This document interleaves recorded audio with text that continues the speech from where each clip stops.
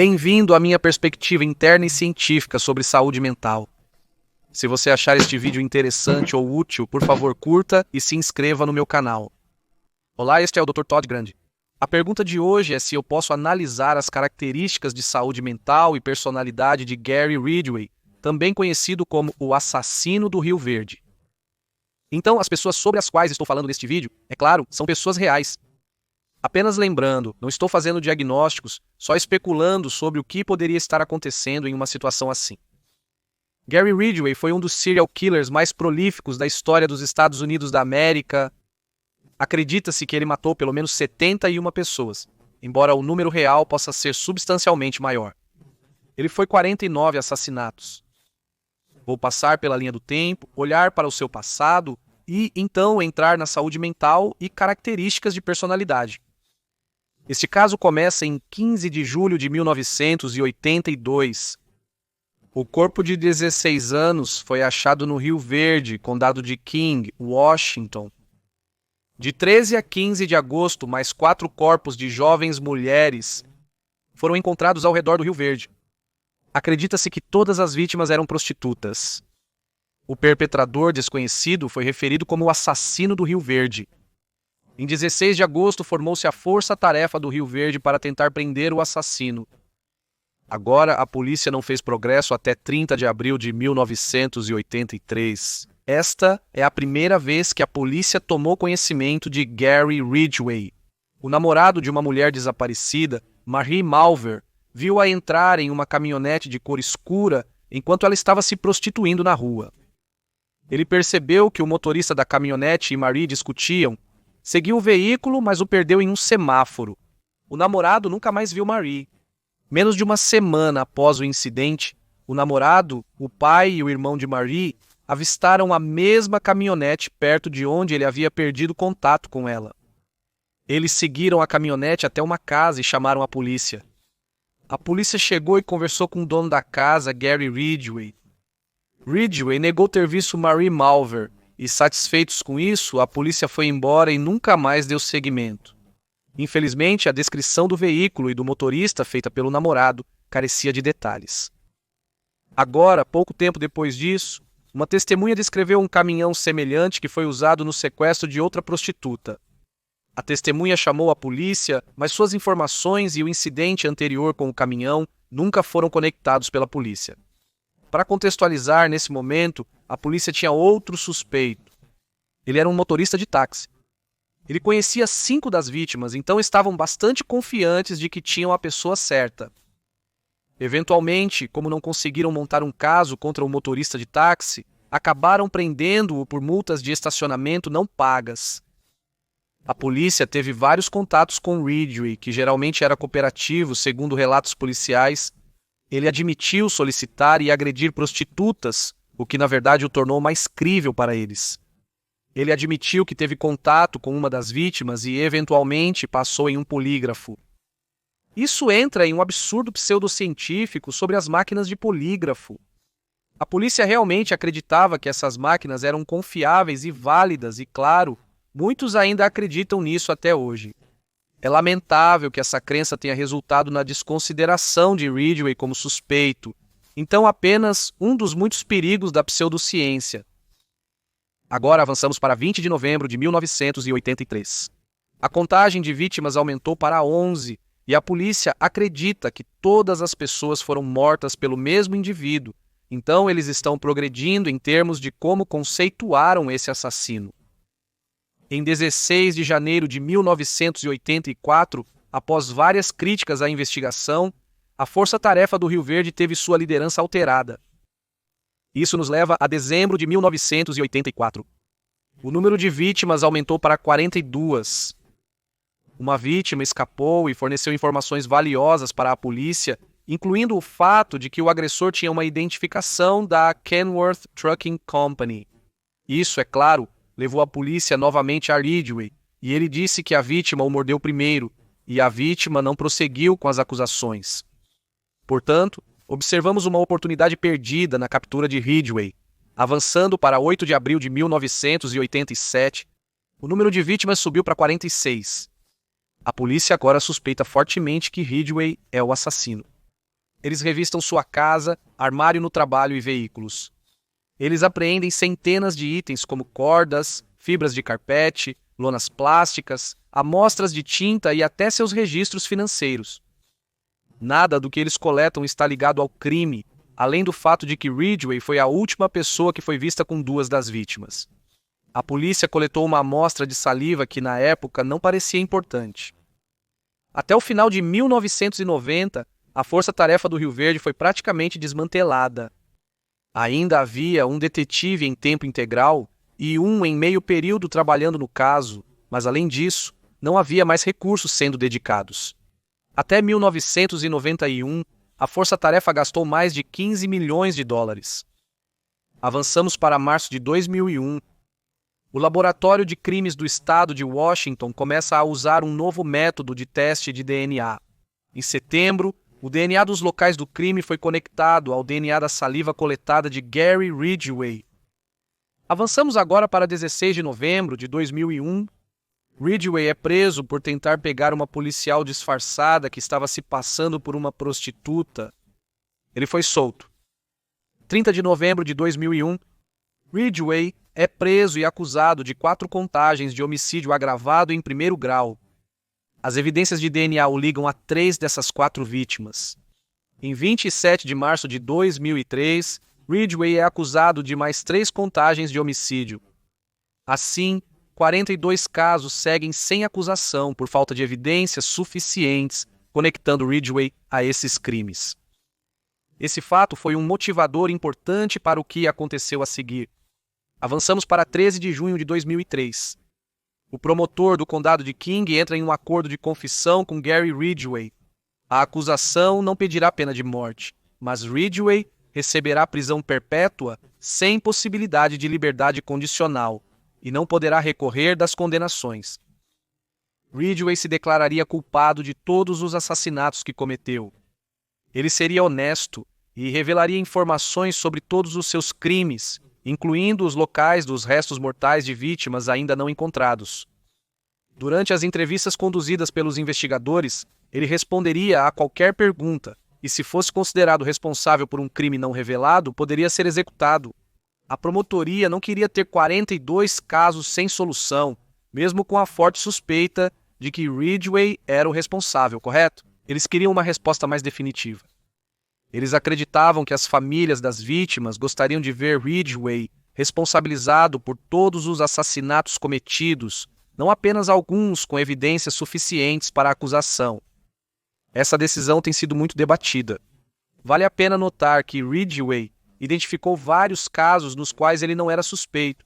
Então, os membros da família dessas vítimas obtiveram algum tipo de encerramento, e eles nunca teriam tido isso sem o acordo de confissão. 5 de novembro de 2003. Ridgway, então com 54 anos, se declara culpado de 48 acusações de homicídio em primeiro grau. Em dezembro, ele foi condenado à prisão perpétua, sem possibilidade de liberdade condicional. Em 21 de dezembro de 2010, o crânio de outra vítima foi encontrado em um desfiladeiro em Auburn, Washington. O nome dela era Rebecca Marrero. Ela foi vista pela última vez em dezembro de 1982, mas só foi dada como desaparecida em julho de 1984. Ridgway já havia confessado o assassinato dela, mas as acusações não prosseguiram por não encontrarem o corpo, e ele já enfrentava 48 acusações de homicídio. Faz sentido que a promotoria se sentisse segura, pois com 48 condenações, Ridgway não iria a lugar nenhum. Então, essa última condenação era desnecessária para mantê-lo preso. Em 7 de fevereiro de 2011, Ridgway é acusado do assassinato de Marrera e 11 dias depois declara-se culpado. É claro que isso não altera a sentença, mas permite o encerramento deste caso. Agora passando para o histórico de Gary Ridgway. Vemos muitas informações em seu histórico que se conectam ao seu comportamento posterior. Ridgway nasceu em fevereiro de 1949. Aos 11 anos, sua família se mudou para o condado de King, Washington. A mãe de Ridgway era dominante e agressiva e seu pai era submisso. Ela supostamente quebrava pratos na cabeça do marido e ele não reagia a isso. O pai de Ridgway introduziu Gary à ideia de necrofilia. Seu pai trabalhava em um necrotério quando Ridgway era jovem e ele falava sobre como seu colega de trabalho se envolvia nesse comportamento. Isso se tornou uma das fantasias de Ridgway na adolescência. Ele gostava da ideia, pois não envolvia sentimentos e era difícil ser descoberto. Ridgway era um enurético crônico quando era jovem. Sua mãe se ofendia muito com o comportamento dele e tinha uma forte reação a isso. Ela o repreendia e dava banho nele, prestando atenção ao que ela chamava de partes mais sujas. Evidentemente, ela mal se vestia durante esses banhos de Ridgway. Ela tinha limites precários com ele, frequentemente comentando sobre seu comportamento sexual. Ridgway sentiu-se atraído por ela. Ele fantasiava em agredi-la e matá-la. Ridgway não se saiu bem na escola. Ele matou animais, incluindo um gato que ele sufocou. Ele ateava fogo e era obcecado por literatura de crimes reais.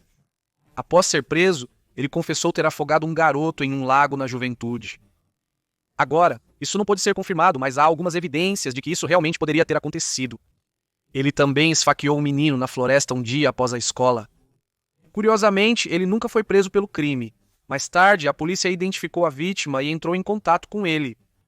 A vítima apoiou a versão de Ridgway sobre esse crime. Ele disse que foi levado ao hospital e se recuperou, mas ninguém nunca pegou Ridgway, o que, claro, a polícia sabia naquela época. Mesmo reprovado 2 vezes, Ridgway formou-se no ensino médio em 1969. Acreditava-se que seu quociente de inteligência estava na casa dos 80 baixos. No mesmo ano, ele entrou para a Marinha. Em 1970, ele se casou com sua primeira esposa.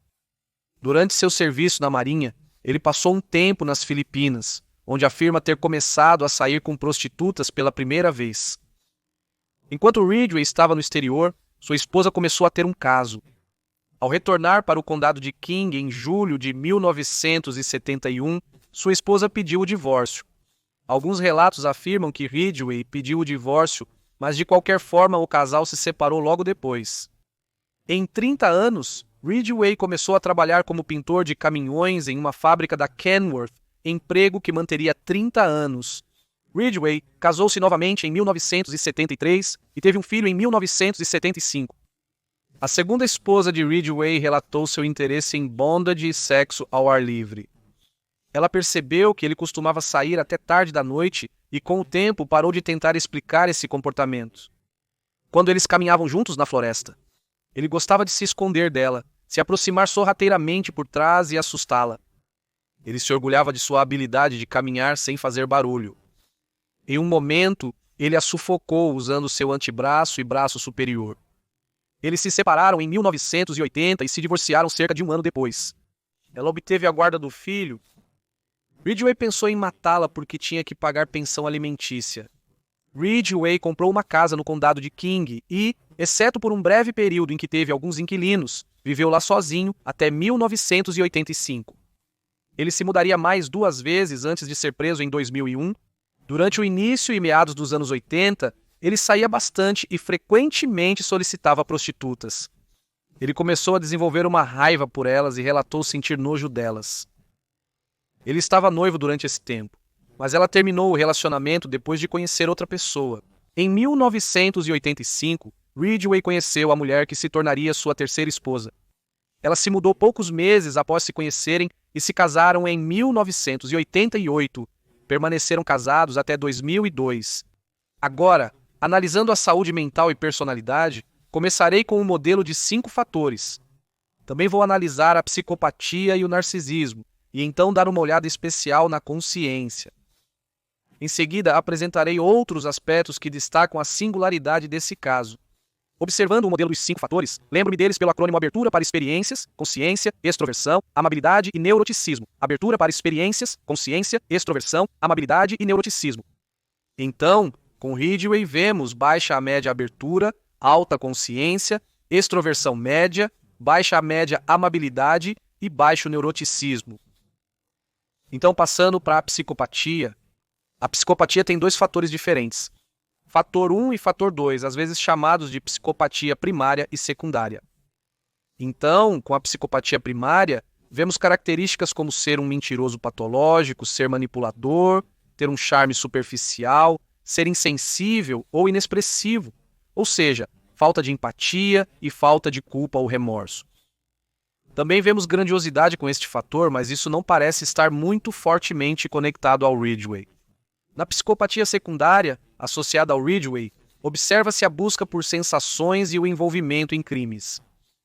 Muitas das outras características deste tipo de psicopatia não parecem ter uma forte conexão com Ridgway, especialmente com a maneira como ele era mais tarde em sua carreira. Por exemplo, impulsividade, irresponsabilidade, falta de metas a longo prazo, estilo de vida parasitário e falha em controlar o comportamento. Portanto, essas características não aparentam ter forte relação com seu comportamento futuro. A psicopatia possui uma grande sobreposição com o narcisismo, e muitos desses aspectos se relacionam com ambos os construtos. Após sua prisão, Ridgway admitiu ser um mentiroso patológico. Ele admitiu ter dificuldade em dizer a verdade, mesmo sob a ameaça de pena de morte. Ele não queria ser honesto porque foi tão bem-sucedido em enganar as pessoas por tanto tempo, então ele tinha muito orgulho disso. Ele também sabia que um popular autor de crimes reais logo escreveria um livro sobre ele e queria ser retratado da melhor forma possível. Muitas coisas aparecem aqui, como a psicopatia e o narcisismo, sobre o qual falarei mais tarde. Mas vemos que Ridgway realmente acreditava que era favorável ser um serial killer. Ele enxergava isso como algo positivo. Vemos indícios disso depois. Inicialmente, ele afirmou ter parado de matar em 1985.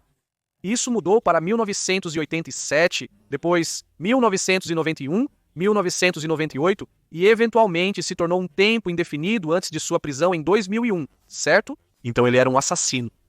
Provavelmente desde 82 até 2001. No início, ele não confessou todos os assassinatos atribuídos ao assassino do Rio Verde.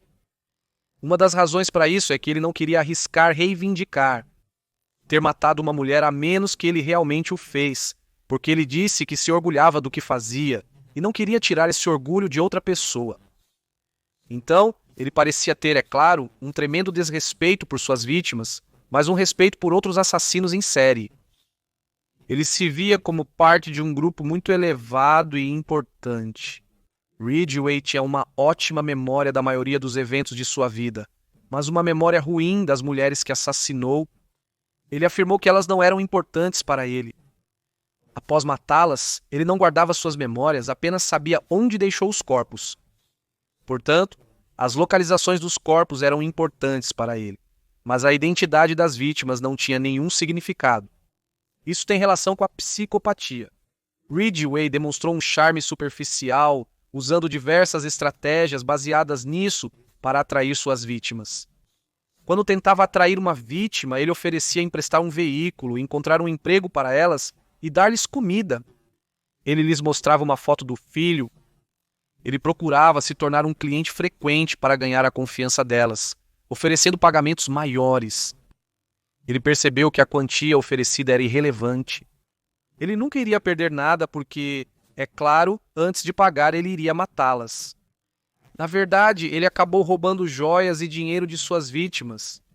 Então ele realmente ganhou dinheiro depois de cometer um assassinato. Às vezes, ele não conseguia matar uma vítima que havia selecionado, e isso o fazia entrar em fúria. Ele ficava chateado por ter desperdiçado tempo e energia, e isso aumentava seu desejo de matar. Ele de fato começava a tremer fisicamente. Então, se ele estivesse com alguém que queria matar e não conseguisse, ele teria que explicar esse tremor dizendo que estava ansioso. O método de Ridgway de matar era bastante consistente. Ele se posicionava atrás da vítima e a estrangulava, comprimindo seu pescoço com o vão do braço, usando o outro para adicionar força.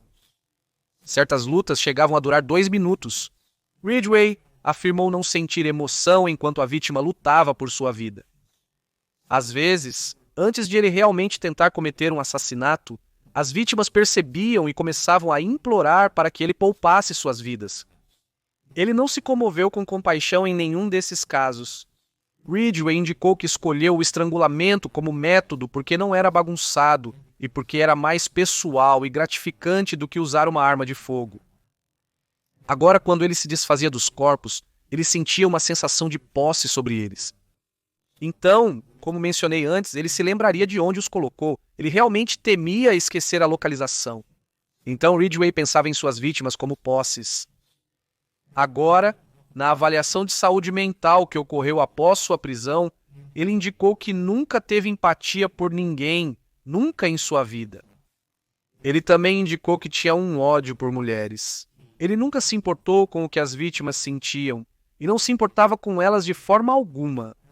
Sua única preocupação e arrependimento era ter deixado muitas evidências para trás, o que levou à sua prisão. Então, se olharmos para o comportamento de Ridgway, podemos alinhar alguns desses comportamentos aos sintomas que vemos na desordem de personalidade antissocial. Este transtorno tem 7 sintomas. Vamos olhar para isso e ver se eles se alinham com o que ele fez aqui. Vemos comportamentos ilegais repetidos. Isso parece bastante claro. Engano constante. Isso parece ser endossado. Impulsividade e planejamento ruim são o terceiro sintoma. Eu acho que mais cedo em sua vida, mas isso não fica tão claro mais tarde. O quarto sintoma é agressividade e brigas físicas. Creio que o assassinato se enquadraria como um sintoma que atende a esse critério. Vemos um descaso imprudente pela segurança. Esse parece bastante claro. Irresponsabilidade consistente. Provavelmente no início da vida, mas não tanto mais tarde na carreira. O último sintoma é a ausência de remorso, que também parece evidente. Então, parece que ele atende a 5 dos 7 critérios de sintomas, mas, novamente, apenas alguém que esteja realmente tratando Ridgway poderia fazer esse diagnóstico. Eu só posso olhar para esses comportamentos e alinhá-los com os sintomas.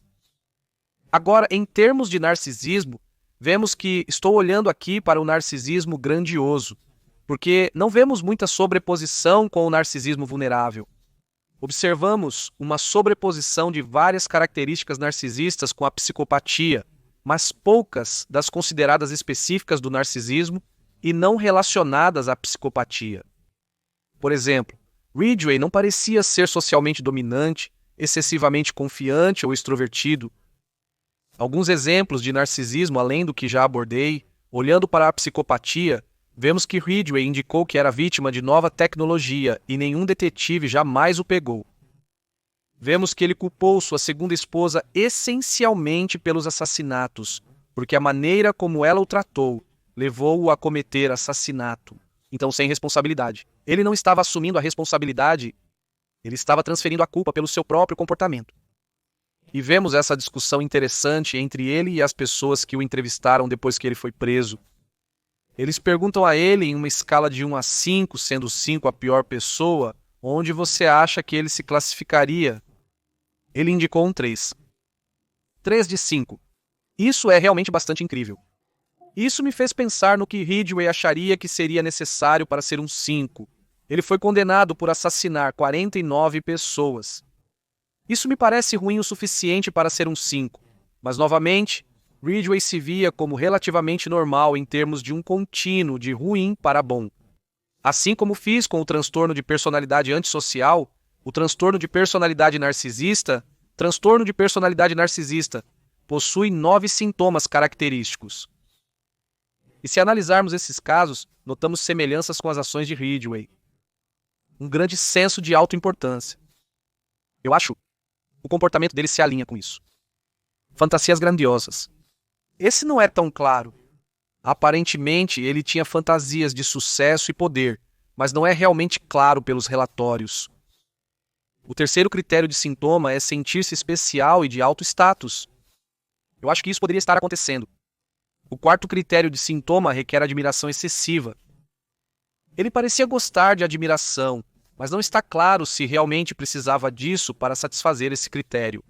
Observamos um senso de direito e traços de manipulação de forma evidente. Falta de empatia pelos outros, talvez o mais claro de todos esses sintomas. E então os 2 últimos que vemos são ser invejoso e ter atitudes arrogantes.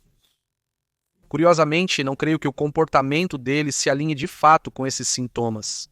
Então, poderia-se argumentar que há um bom alinhamento aqui com o transtorno de personalidade narcisista, mas não tão bom quanto o que vemos com o comportamento antissocial. Então, realmente ele parece mais psicopata do que narcisista, mas ambos os traços parecem ser expressos. E isso me leva a falar sobre a consciência. E eu acho que este é realmente um dos ângulos mais interessantes neste caso específico. Pessoas que pontuam alto no traço de consciência tendem a evitar erros. Eles têm autodisciplina, trabalham duro, gostam de ordem e seguem as regras. É surpreendente que, ao longo de sua carreira, Ridgway não tenha deixado evidências suficientes para a polícia acusá-lo antes, considerando a quantidade de cenas de crime envolvidas. Ridgway foi meticuloso em seu planejamento. Ele escolheu vítimas depois de horas vigiando. Se uma potencial vítima estivesse com outra pessoa quando Ridgway fosse buscá-la, ele não cometeria o crime. Ele ainda sairia com elas, como ele disse, mas não cometeria o assassinato. Ele temia deixar testemunhas. Ele mostrava dinheiro para suas vítimas enquanto passava de carro e parava em um estacionamento, em vez de pegá-las exatamente onde estavam novamente, por medo de testemunhas. Ele era cuidadoso em relação à polícia. Ele observava suas vítimas por um tempo para vê-las envolvidas em outras transações, para ter mais certeza de que não eram policiais. Agora, claramente, vemos que ele foi preso. Ele não foi completamente cauteloso ao solicitar um policial disfarçado. Ele também costumava cortar as unhas das vítimas se tivesse sido arranhado por elas. Ele usava luvas, não deixava impressões digitais e não deixava roupas nas cenas do crime. Isso é interessante considerando que, como discuti antes, Ridgway foi conceituado como tendo um quociente de inteligência na casa dos 80, mas ele parecia ser um especialista em medicina forense, ou pelo menos bastante bom nisso. Certa vez, Ridgway deixou marcas de pneus de seu caminhão em um local de despejo. Ao perceber isso, ele comprou 4 pneus novos. Ele pegou os 4 pneus velhos e jogou 2 em um lugar, dirigiu por vários quilômetros e jogou outros 2 em outro lugar. Portanto, esses pneus não seriam compatíveis com o seu caminhão. Ele ligaria para o gerente de negócios de suas vítimas e marcaria outra data. Então ele estava tentando criar essa situação onde eles acreditariam que a vítima ainda estava viva, porque, caso contrário, por que ele ligaria e queria outro encontro com essa pessoa? Vemos que ele foi arranhado uma vez bastante seriamente no braço e ele usou ácido de bateria para cobrir esses arranhões. Ridgway deixava bitucas de cigarro e chiclete nas cenas dos crimes, apesar de não usar nenhum dos dois. Ele também deixava panfletos de motel de aeroporto e de aluguel de carros nas cenas dos crimes. Em fevereiro de 1984, ele escreveu uma carta para um jornal para despistar a força-tarefa. Agora, um especialista do Federal Bureau of Investigation analisou esta carta e concluiu definitivamente que quem a escreveu não era o assassino do Rio Verde, certo? Então, assim como os polígrafos que mencionei antes, vemos que a polícia usa muitos métodos diferentes de criação de perfis e tenta identificar as características dos assassinos que não estão necessariamente conectadas a nenhuma evidência, certo? Algumas das técnicas que eles usam são muito boas e fazem muito sentido. Mas outras técnicas que vemos não funcionam de maneira confiável. Por exemplo, desta carta que Ridgway enviou ao jornal, seria muito difícil dizer definitivamente se a pessoa era ou não a pessoa que cometeu os crimes, certo? Isso está estendendo muito além das capacidades desse tipo de perfil. Então, mais uma vez, vemos que o compromisso com a pseudociência parece levar a problemas aqui em termos de capturar Ridgway. Agora, obviamente, Ridgway quebrou as regras da sociedade, o que é inconsistente com a consciência, mas ele parecia seguir seu próprio conjunto de regras e aderiu a elas realmente de perto, o que, claro, ajudou a evitar a prisão. Agora, mesmo que ele tenha essa exceção em todos os outros aspectos da consciência, Ridgway pontua bastante alto. A consciência é o que tornou Ridgway tão perigoso. Assassinos em série típicos têm baixa consciência. A impulsividade os leva a cometer vários erros. Eles não resistem ao impulso de matar e não gostam de esperar. Ridgway era cuidadoso, pois entendia as consequências de ser pego, e trabalhou meticulosamente para evitar a captura. Agora, outro aspecto que realmente se alinha com a consciência, vemos que Ridgway trabalhou como pintor e encerador de caminhões por 30 anos.